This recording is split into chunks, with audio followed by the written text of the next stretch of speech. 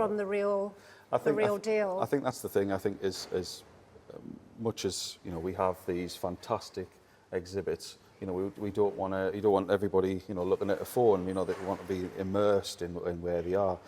But I think you've always got to have something probably in your pocket, which is saying this is this. We don't want a bit of information in front of it, which is kind of taken away from how it. And of course, there's only so much information that you can put up.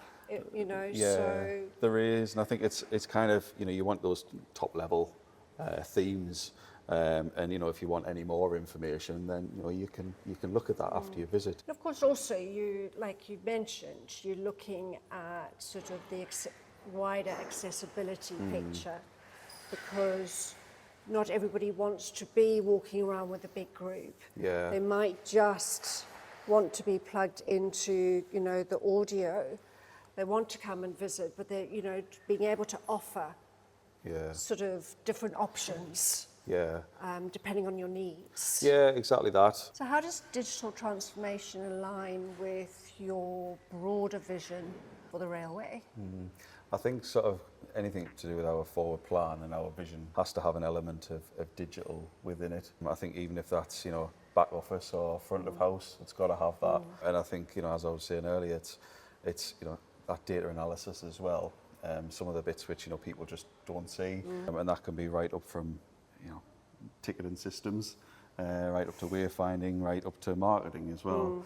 I think for us, there's a lot of emphasis being placed on that visitor experience, and that's a key thing for us. I think we've got to remain relevant within our audience. So that's everything from wayfinding to timetables.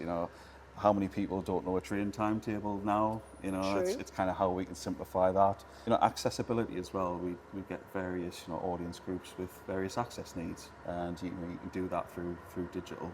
And we're looking at how we can revenue generation. How we can get more donations, ticketing, upsells.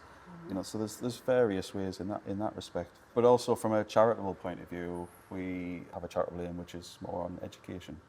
And we've got to educate the next generation in terms of what the railway is, what coal is, what the purpose of the railway was, how it's informed, some of the technology that is with us today. Mobile phones, for example, was probably more from started from this sort of embryo. But yeah, I think there's a lot of different ways that we can kind of tap into digital.